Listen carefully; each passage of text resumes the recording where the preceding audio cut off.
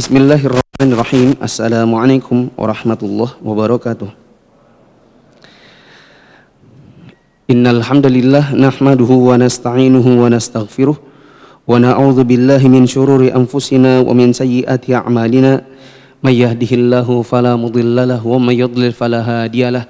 Wa asyhadu an la ilaha illallah wahdahu la syarikalah wa asyhadu anna Muhammadan 'abduhu wa rasuluhu la nabiyya ba'dah. Hadirin jamaah yang dirahmati Allah Subhanahu wa taala, kita bersyukur kepada Allah dengan daya, kekuatan, rahmat dari Allah taala kita bisa bertemu kembali di dalam salah satu dari rumah-rumahnya, yaitu di Masjid As-Salam Bandara. Setelah kurang lebih 14 atau 15 bulan kita tidak bertemu di dalam kajian langsung di dalam masjid, melainkan kajian yang secara umum online dikarenakan pandemi yang sudah kita alami selama ini sejak kurang lebih bulan Maret 2020. Dan dengan pertolongan Allah Ta'ala kita bisa kembali untuk menimba ilmu yang di dalam majelis seperti inilah kita berusaha untuk mencari kebaikan, mencari rahmat dan ketenangan.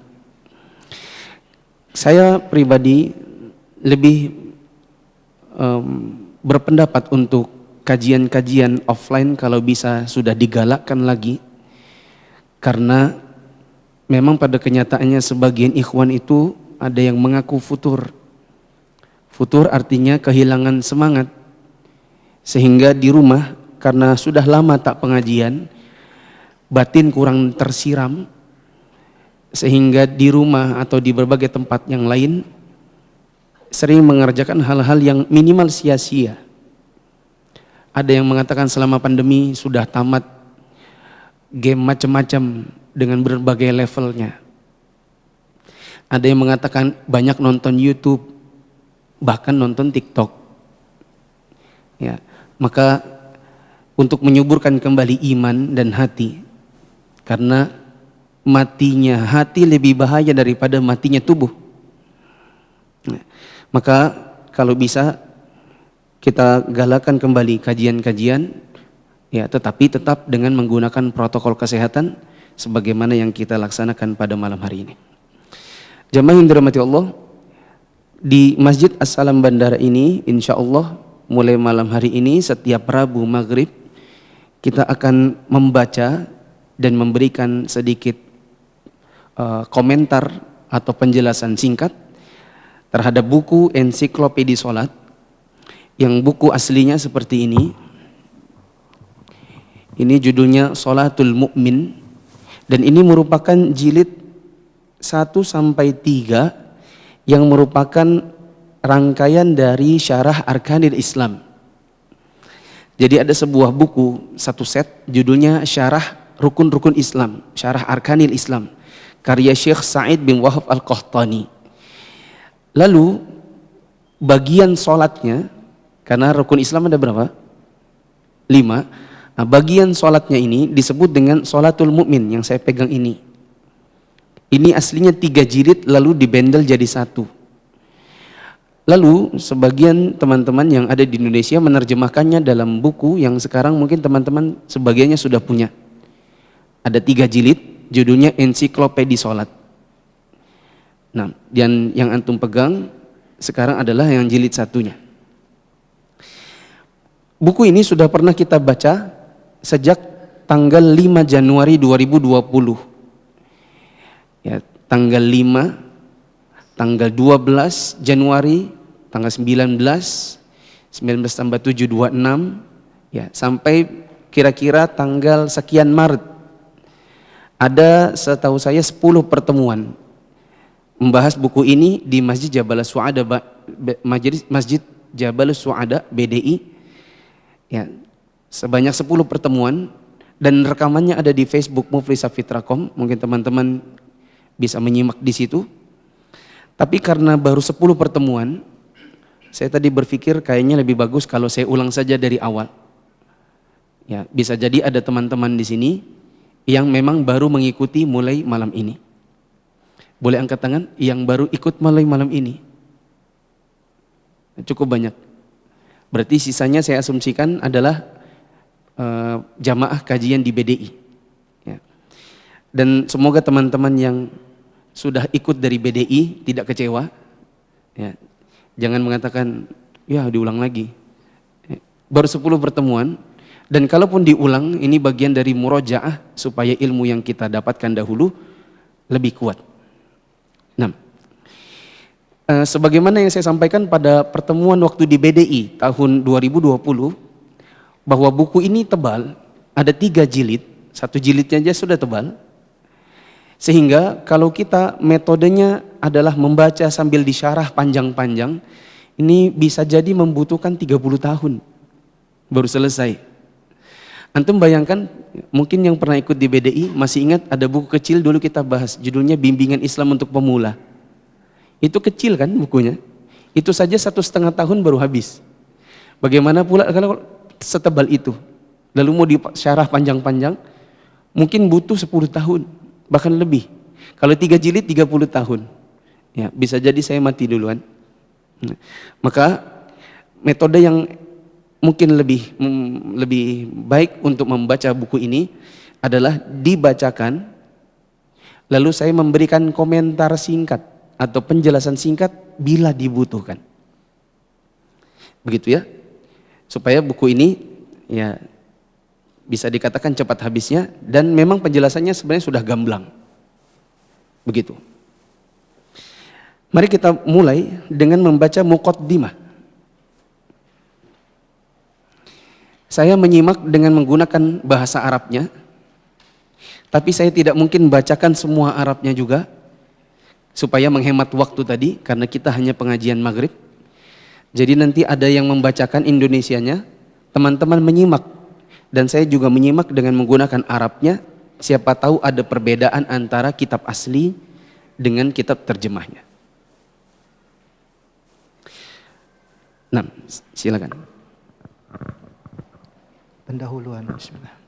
Segala puji bagi Allah. Hanya kepadanya lah kita memanjatkan pujian dan memohon pertolongan. Kita juga berlindung kepada Allah dari kejahatan diri kita sendiri dan keburukan amal perbuatan kita. Siapa yang diberi petunjuk oleh Allah, niscaya tidak akan ada yang dapat menyesatkannya. Dan siapa yang disesatkannya, niscaya tidak ada yang menyesatkannya. Dan siapa yang disesatkannya, niscaya tidak ada yang dapat memberinya petunjuk. Aku bersaksi bahwa tidak ada ilah selain Allah semata, yang tidak ada sekutu baginya. Aku juga bersaksi bahwa Muhammad adalah hamba dan Rasul Allah. Semoga salawat dan salam selalu terlimpahkan kepada beliau, para sahabat dan orang-orang yang mengikutinya dengan baik sampai hari kiamat kelak. Yang berada di hadapan para pembaca ini adalah sebuah risalah ringkas tentang sholat, suatu amalan yang merupakan penyejuk mata bagi Nabi Muhammad SAW. Ya. Kata penulis ini adalah ringkas. Antum bayangkan ringkasnya saja 3 jilid. Ini menunjukkan bahwa ilmu tentang sholat itu sebenarnya begitu luas. Ya, dan ini adalah ringkasannya. Lanjut. Hal itu didasarkan pada sabda beliau yang artinya, telah dianugerahkan kepadaku kecintaan pada wanita dan wangi-wangian, serta dijadikan penyejuk mataku, kesenanganku. Melalui buku ini, saya bermaksud menjelaskan secara setiap hal yang dibutuhkan seorang mukmin dalam mengerjakan sholatnya, dengan dalil-dalil dari Al-Quran dan As-Sunnah. Semua yang benar berasal dari Allah yang Maha Esa, Maha Pemberi. Sedangkan semua kesalahan atau kekeliruan berasal dari diri saya sendiri. Adapun Allah dan Rasulnya Shallallahu Alaihi Wasallam sama sekali terlepas darinya.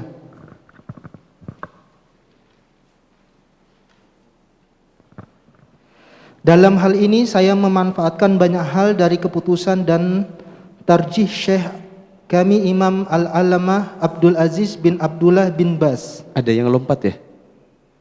Bacanya sudah benar? Benar ya? Soalnya yang saya baca di sini kayaknya ada yang kurang.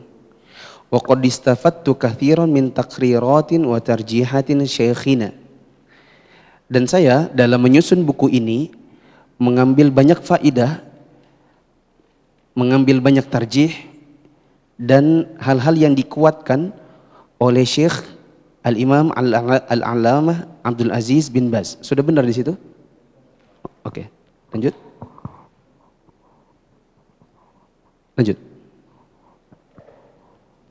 Mudah-mudahan Allah menyucikan ruhnya dan menerangi alam kuburnya serta meninggikan derajatnya di surga Firdaus yang tertinggi. Adapun sistematika penulisan buku ini dibagi menjadi beberapa bab sebagai berikut. Pertama, pengertian dan macam-macam tahoroh atau bersuci. Toharoh. Dua, macam-macam najis dan kewajiban untuk mensucikan serta menghilangkannya. Ketiga, beberapa sunnah fitrah dan macam-macamnya. Keempat, etika buang hazard. Kelima, wudu. Keenam, membasuh kedua sepatu, khuf dan penutup kepala. 7, mandi. 8, tayammum. 9, haid, nifas, istihadah dan kencing yang keluar terus menerus. Istihadah. Di situ tulisannya apa? Istihadah. Ya. 10, pengertian solat. 11, hukum solat. 12, kedudukan solat dalam Islam. 13, keistimewaan solat dalam Islam.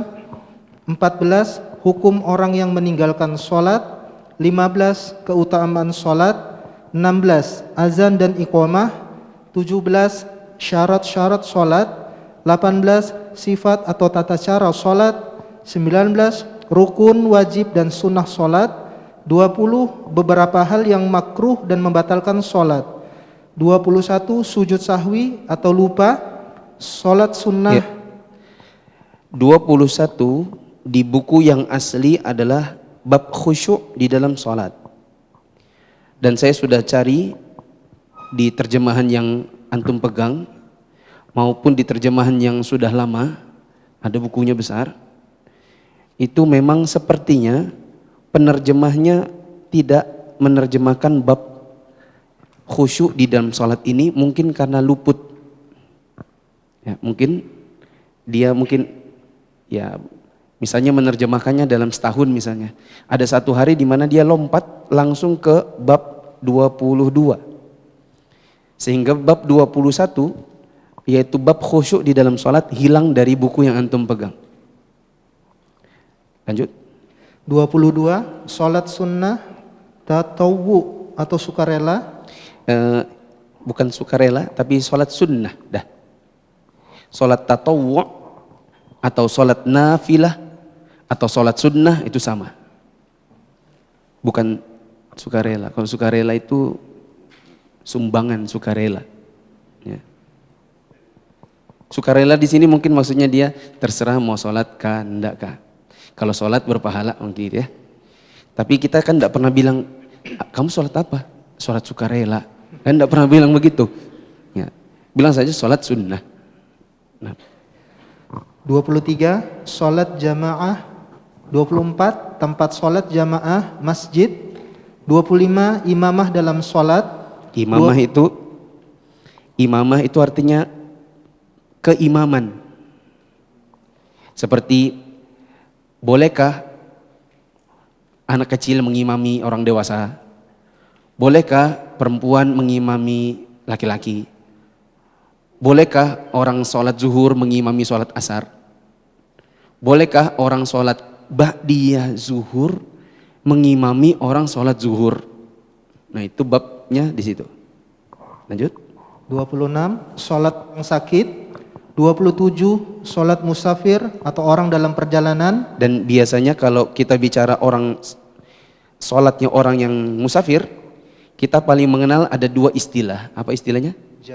Jamak qasar dan jamak qasar. Jamak sendiri, qasar sendiri, satu lagi jamak qasar. Lanjut. 28, sholat khauf atau sholat takut. Misalnya dalam peperangan. 29, sholat Jumat. 30, sholat Id atau hari raya. 31 sholat gerhana, 32 sholat istisqa atau minta hujan, 33 sholat jenazah dan hukum-hukumnya. Nah, berarti di buku antum ada berapa bab? 33. 33. Dan di buku yang asli ada 34. Bab apa yang hilang di situ? Bab khusyuk di dalam sholat. Nah teman-teman yang dirahmati Allah, antum sudah menyimak tadi ada 30-an bab. Manakala antum punya buku ini di rumah dan suatu ketika antum membutuhkan untuk mencari babnya, misalnya antum ingin mencari, bolehkah istriku mengimami anakku yang laki-laki? Nah, antum tidak mesti menunggu misalnya WA Ustadz, udah gitu nggak dijawab-jawab, ya kan? Habis itu Ustadznya diteleponin nggak ngangkat-ngangkat. Antum tinggal cari bab keimaman, buka-buka, dibaca-baca. Ya, karena di sini insya Allah babnya komplit. Lanjut. Saya berharap semoga Allah Subhanahu wa taala menjadikan amal yang sedikit ini penuh berkah lagi tulus karena mencari keridhoannya, yang dapat mendekatkan penulis dan para pembaca serta penerbitnya ke surga yang penuh kenikmatan. Mudah-mudahan amal ini dapat memberikan manfaat kepada saya semasa hidup dan setelah kematian saya. Dan penulis ini sudah wafat tahun kemarin, ya, baru wafat tahun kemarin. Sedangkan guru beliau yaitu Syekh Abdul Aziz bin Baz, yang tadi sempat disebutkan bahwa penulisan buku ini banyak mengambil tarjih Syekh bin Baz. Setahu saya Syekh bin Baz itu sudah wafat sekitar 22 tahun yang lalu, sekitar tahun 99 atau 2000. Serta memberikan manfaat kepada siapa saja yang membacanya. Sesungguhnya ia sebaik-baik zat yang menjadi tempat meminta tumpuan harapan. Cukuplah dia sebagai pelindung kita dan dia adalah sebaik-baik pelindung. Segala puji bagi Allah, Rabb seluruh alam. Semoga Allah Subhanahu wa taala senantiasa melimpahkan salawat kepada Nabi kita Muhammad bin Abdullah sallallahu alaihi wasallam, keluarga, para sahabat dan orang-orang yang mengikutinya dengan baik sampai hari kiamat kelak. Bab 1. Bab 1. Pengertian dan macam toharoh. Apa? Toharoh. Ya, coba sebut. Toharoh. Artinya apa? Bersuci. Jadi Pak Toharoh itu apa? Suci. Ya, bersuci. Pengertian toharoh. Menurut bahasa atau etimologis, toharoh berarti pembersihan dari segala kotoran yang tampak maupun yang tidak tampak. Sedangkan menurut pengertian syariat atau terminologis, toharoh berarti tidak menghilangkan hadas dengan air atau debu yang bisa mensucikan. Selain itu juga berarti upaya melenyapkan najis dan kotoran. Dengan demikian, toharoh berarti menghilangkan suatu yang ada di tubuh yang menjadi penghalang bagi pelaksanaan sholat dan ibadah yang semisalnya. Lanjut. Dua macam toharoh, yaitu batin dan lahir. Pertama, toharoh batin spiritual, yaitu toharoh dari kemusyrikan dan kemaksiatan. Toharoh seperti ini dapat dilakukan dengan cara bertauhid dan beramal soleh. Macam toharoh ini lebih penting daripada toharoh fisik. Bahkan toharoh badan tidak mungkin bisa terwujud jika masih terdapat najis kemusyrikan. Ya, maksudnya begini. Toharoh itu ada toharoh badan dan ada toharoh hati. Di sini disebutkan tadi, bal la yumkinu an taquma taharatul badan ma'a wujudin najas syirk. Bahkan tidak mungkin ada orang yang membersihkan atau bertoharoh pada badannya padahal masih ada najis kemusyrikan. Contoh, ada orang mau sholat dan sebelum sholat dia wudhu terlebih dahulu, tetapi dia bawa jimatnya masuk sholat, ya. Cuman jimatnya dimasukin dalam baju begitu. Pertanyaannya, sholatnya diterima atau tidak? Sholatnya diterima atau tidak? Tidak diterima. Loh, tapi kan dia sudah wudu. Kita jawab, wudu yang dia kerjakan adalah toharoh badan. Sedangkan hatinya belum dia toharohkan, dikarenakan masih menyimpan jimat. Nah, lanjut. Allah berfirman dalam surat At-Taubah ayat 28 yang artinya, sesungguhnya orang-orang musyrik itu najis. Sedangkan Nabi Muhammad SAW bersabda yang artinya, sesungguhnya orang mukmin itu tidak najis. Oleh karena itu, setiap mukallaf berkewajiban untuk mensucikan hatinya dari najis kemusyrikan dan keraguan. Hal Mukallaf. itu, Apa itu mukallaf? Di situ nggak ditulis ya. Mukallaf itu artinya baligh dan berakal, sehingga dia dibebani syariat. Baligh dan berakal, sehingga dia dibebani syariat. Maka tidak ada syariat sholat, tidak ada pembebanan wudu dan lain-lain, ya, termasuk sholat tadi, bagi orang yang belum baligh. Sebagaimana tidak ada pembebanan sholat, tidak ada kewajibannya bagi orang yang tak berakal. Dia baru dibebankan bila dia baligh dan berakal. Kalau mau menyingkat baligh berakal, disingkat dengan satu kata. Apa katanya tadi? Coba sebut. Mukallaf. Coba sebut. Mukallaf. Nah. Kalau baligh apa lagi? Baligh itu sudah mencapai usia yang Allah sudah membebani dia dengan syariat dan mencatat pelanggaran-pelanggarannya dengan dosa. Umumnya kalau laki-laki dengan mimpi basah atau tumbuhnya rambut-rambut kasar di sekitar kemaluan. Untuk anak-anak perempuan ditandai dengan haid dan tumbuhnya payudara. Nah, itu namanya baligh. Kalau sampai usia 15 tahun belum juga mimpi atau belum juga tumbuh rambut kasar di kemaluan, belum juga mengalami haid, maka 15 tahun itu adalah sudah usia baligh. Begitu ya? Lanjut. Ulang. Maka wajib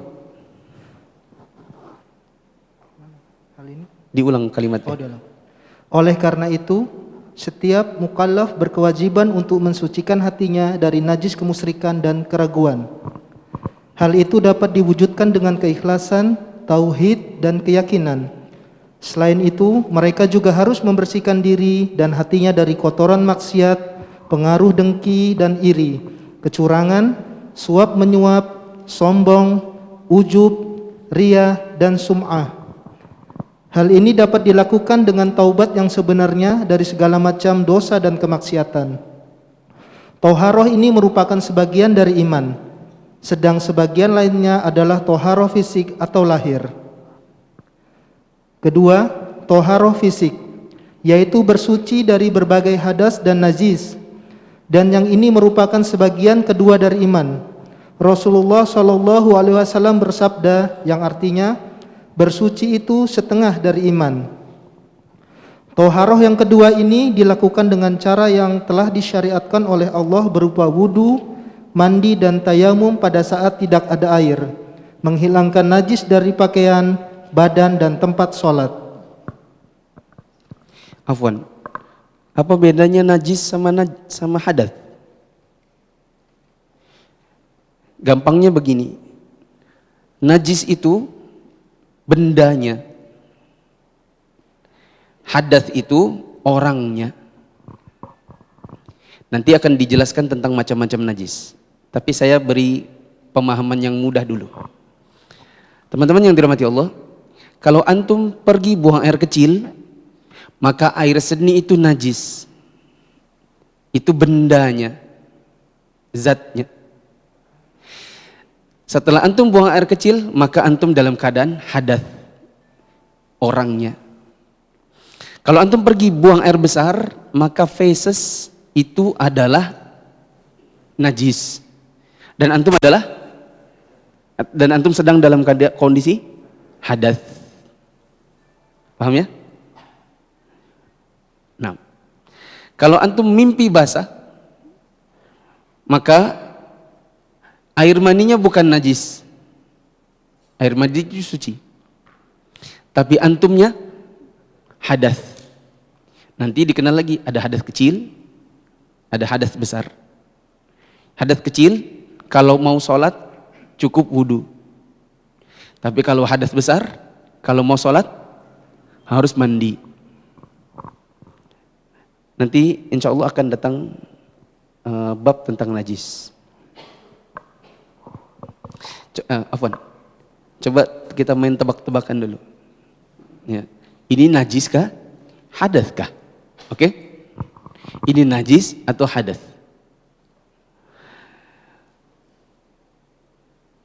Kita baru keluar dari WC buang air kecil.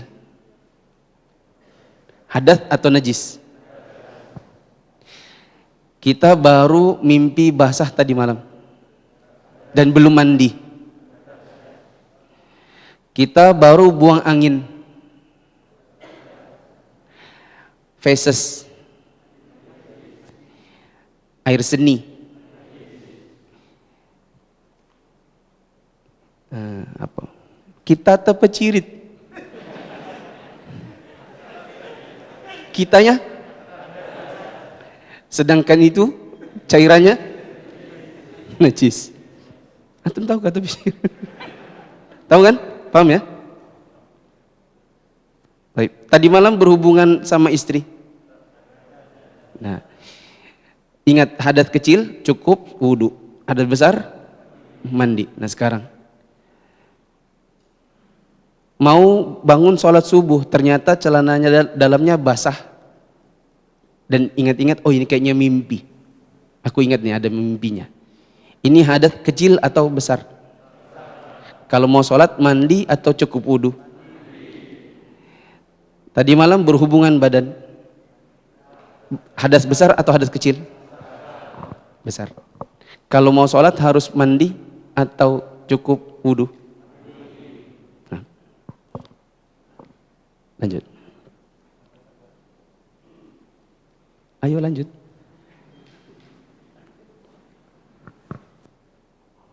Tiga, toharoh dilakukan dengan dua cara.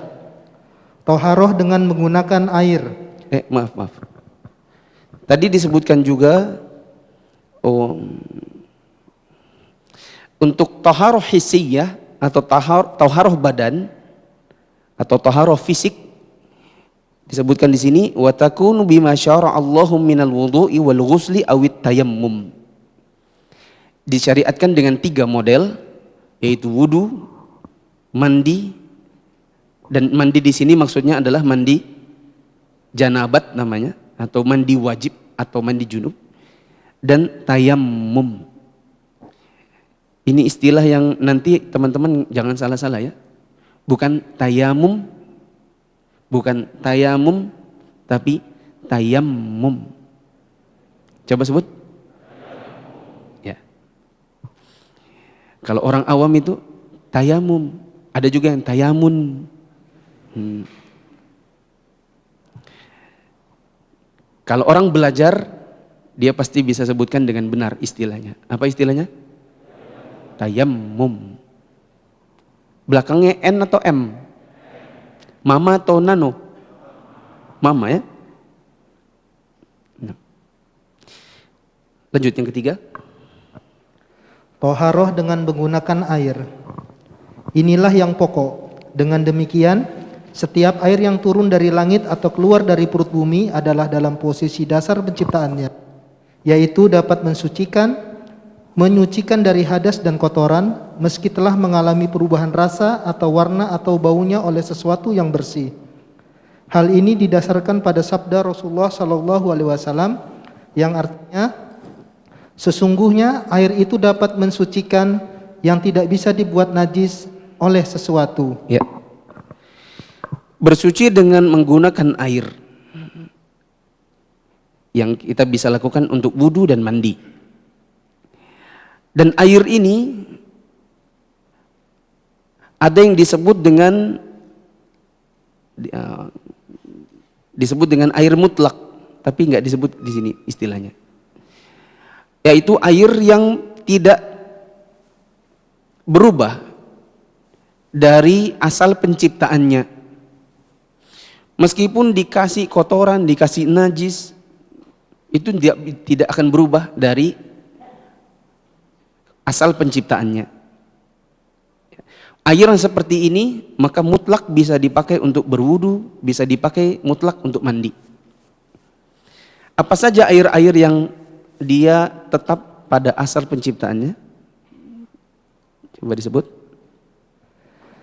Di antara air tersebut adalah air hujan, air dari sumber mata air sumur, air sungai, air lembah, air salju yang mencair, dan air laut. Berkenaan dengan air laut, Rasulullah SAW bersabda yang artinya, laut itu airnya bisa menyucikan dan bangkainya pun halal. Ya, maka teman-teman bisa bersuci dengan menggunakan air hujan, ya, bisa bersuci dengan menggunakan mata air, atau dengan sumur, dengan air sungai, dengan danau, dengan salju, dan air laut. Tapi kalau kita di dalam kehidupan sehari-hari di zaman sekarang, air sungai atau air hujan atau air laut sudah diolah sedemikian rupa hingga kita bisa menggunakannya dalam kebutuhan kita dalam makan, mandi, wudu, dan lain-lain.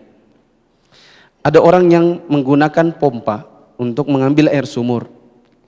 Ada orang yang menggunakan talang dan menampungnya dalam tandon, ya, sehingga air hujan tertampung untuk kehidupan di dalam rumahnya.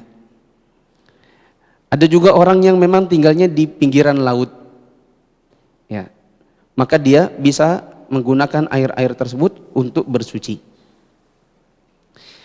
Ya, hanya saja, ya, kalau mau pakai air laut maka jangan di situ BAB, di situ juga BAK, di situ juga mandi. Ya. Ini seperti orang-orang di sana lah ya. Ya. Jadi di situ dia BAB mamanya, anaknya berenang di situ. Ya. Itu juga jorok gitu. Nah, ini bisa misalnya laut yang bersih lah, yang agak-agak sana-sana gitu. Ya. Meskipun tadi disebutkan untuk air laut, meskipun dimasuki najis dia nggak akan najis. Ya. Tapi tadi saya mengatakan ada pertimbangan soal bersih dan jorok. Ya. Tentu orang tidak akan mau berwudu di satu tempat, ya, bersebelahan begitu dengan orang yang buang air.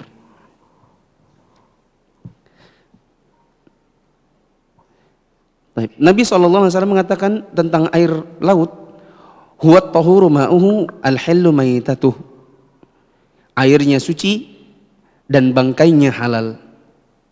Airnya suci berarti bisa dipakai untuk berwudu. Contohnya nelayan. Atau antum pergi mancing, ya kan? Pergi mancing mulai dari jam 8 pagi, kalau pulang jam 5 sore. Ya. Tapi tentu kalau berkumur-kumur dengan menggunakan air laut kan biasanya asin. Ya, bisa bawa air tawar. Tapi kalau seandainya air tawarnya misalnya nggak ada, maka bisa berwudu dengan menggunakan air laut. Untuk bangkai yang ada di dalam laut maka hukumnya halal. Ya, kecuali bangkai kapal, itu jangan dimakan. Tapi ikannya, ya, itu halal. Nah, lanjut. Adapun air Zam-Zam telah ditetapkan dalam hadis Ali radhiyallahu anhu sebagai berikut, bahwa Rasulullah Shallallahu alaihi wasallam pernah minta dibawakan satu timba air Zam-Zam, lalu air tersebut beliau gunakan atau dipakai untuk minum dan berwudu. Akan tetapi jika air itu berubah warna, rasa ataupun baunya yang disebabkan oleh suatu najis, menurut ijma ulama, air itu pun menjadi najis yang harus dihindari. Ya. bila ada air meskipun air mutlak, ya, kemudian ditampung dalam jumlah di dalam sebuah wadah. Misal dia mengambil air laut dengan menggunakan ember, ya sudah bukan dalam laut lagi nih, sudah dalam ember, airnya isinya air laut. Atau dia menampung air hujan dengan menggunakan drum, kemudian di situ masuk najis, ya, taghayyar launul ma au ta'muhu au rihuhu binajasatin, ya, binajasatin, dia berubah warna, rasa, bau. Dia berubahnya dengan najis, maka ini pun berubah menjadi air najis. Saya ulang, ada air tercampur dengan najis, lalu berubah satu dari tiga, apalagi tiga-tiganya. Apa saja tadi? Lihat di bukunya. Lihat di bukunya. Apa saja? Warna, rasa, bau. Kalau sudah berubah satu dari tiga, apalagi tiga-tiganya, maka air ini berubah menjadi air najis. Contoh, antum di rumah nampung air hujan pakai drum. Suatu hari antum berwudu, kok rasanya beda, agak asin-asin, ya kan? Baunya itu sudah, bau apa ini ya? Gitu. Saya pernah soalnya, bau apa nih ya? Ya kan? Dikumur lagi, kok ndak tawar begitu kan? Baru airnya warnanya keruh, gitu. Pas diintip ternyata dalamnya tikus. Rupanya itu tikus tidak belajar berenang, tenggelam dia.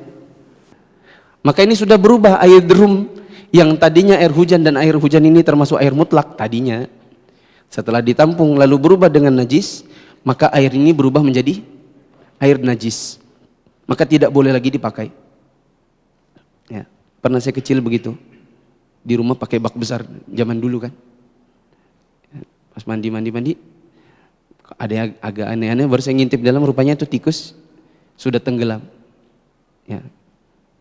Kayaknya dia kelamaan berenang, capek juga, akhirnya dia pasrah, begitu.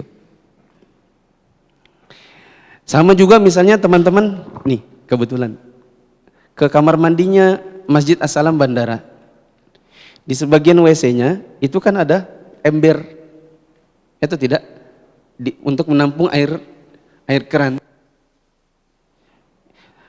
Waktu teman-teman mau masuk, terkunci semua. Kemudian ada yang terbuka, oh udah keluar nih. Ternyata anak kecil. Biasanya anak kecil kalau pipis dia nggak perhatian, ya nggak. Bahkan dia gini, gitu kan. Dibasahinya semua dinding-dinding gitu kan. Klosetnya dibuat mainan. Bisa jadi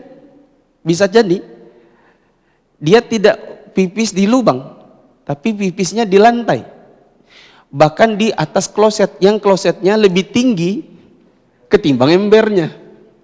Sangat mungkin kan itu air seninya dia terpercik ke dalam ember. Gimana tuh air ember? Najis kah? Tergantung. Apakah berubah? Apa tadi? Warnanya? Rasanya? Baunya? Dilihat, bening aja kok ini. Berarti warnanya tetap, baunya nggak perlu gini. Apalagi di berubah kayaknya, nggak perlu. Lihat, ya. Maka ini bisa dipakai untuk bersuci, untuk cebok. Ya tapi kalau ragu nih kayaknya anak-anak, ya sudah, kerannya pas diputar kebetulan nyala, bisa nampung pakai gayung. Ya. Dan ini jemaah yang dirahmati Allah, mari di rumah kita didik anak-anak kita tentang najis. Karena sebagian anak-anak kita di usia 3 tahun, 4 tahun, 5 tahun, dia sudah bisa pipis sendiri dalam kamar mandi, tapi dia belum mengetahui tentang percikan najis. Jadi dia pipis gitu, terpercik ke kakinya. Lalu dia keluar, enggak keset, lanjut ya ke lantai-lantai. Kita lihat nih, kok basah ini adek dari mana? Pipis Duh, ini air apa sudah ini? Ya kan, menimbulkan was-was. Nah, untuk menghilangkan itu semua, caranya adalah diajari. Ajari tentang najis. Nah, lanjut, toharoh yang kedua. Toharoh hissiyah dengan yang kedua. Yang kedua, toharoh dengan menggunakan debu yang suci. Menggunakan debu, bukan ya debu yang suci, atau boleh juga tanah. Ya. Terus? Toharoh ini merupakan ganti dari toharoh dengan air jika tidak memungkinkan bersuci dengan menggunakan air pada bagian-bagian yang harus disucikan, atau karena ketiadaan air, atau karena takut bahaya yang diakibatkan oleh penggunaan air, sehingga dapat digantikan oleh debu yang suci. Dan itu yang disebut dengan apa? Tayammum. Bilang lagi. Tayammum. Yaitu bersuci bukan dengan menggunakan air, tetapi menggunakan debu atau tanah yang suci. Kapan melakukan hal itu?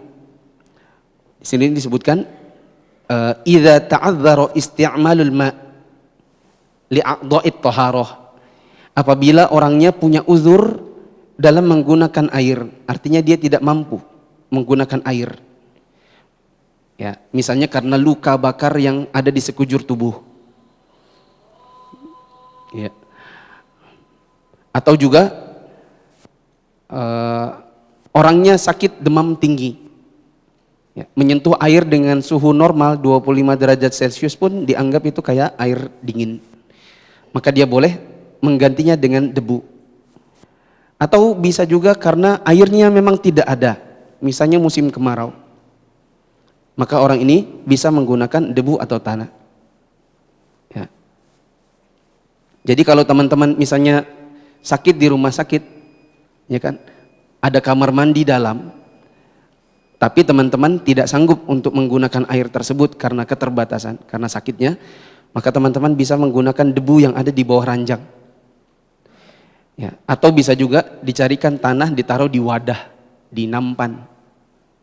Ya. Kalau teman-teman hiking ke gunung, air minumnya habis. Ya, gunungnya ada air terjunnya, di situ ada tanah yang baik. Teman-teman menggunakan apa? Tayamum? Tayamum atau bukan? Bukan, airnya kan dekat air terjun. Nah, mungkin ini dulu saya ringkas. Di buku ini ada 30-an bab, semua berkaitan dengan sholat. Kita akan mulai dengan bab toharoh, yaitu bab bersuci. Dan bersuci ini mensucikan hati dari syirik dan dari maksiat, serta mensucikan badan dari najis dan hadath. Najis itu kotorannya atau zatnya, sedangkan hadath itu kondisi orangnya. Najis nanti akan ada penjelasannya pada pertemuan yang akan datang. Sedangkan hadath itu ada yang kecil, ada yang besar. Yang mewajibkan wudu hanyalah yang kecil. Sedangkan untuk hadath besar, kalau mau sholat harus mandi terlebih dahulu. Dan bersuci itu ada yang menggunakan air, ada yang menggunakan debu. Untuk air digunakan saat wudu dan mandi, sedangkan debu digunakan saat bertayamum. Dan insya Allah penjelasan lebih detailnya akan kita dengarkan atau kita baca pada pertemuan-pertemuan yang akan datang. Kurang lebihnya saya mohon maaf, ini dulu. Subhanakallahumma wa bihamdika asyhadu an la ilaha illa anta astaghfiruka wa atubu ilaik. Wassalamualaikum warahmatullahi wabarakatuh.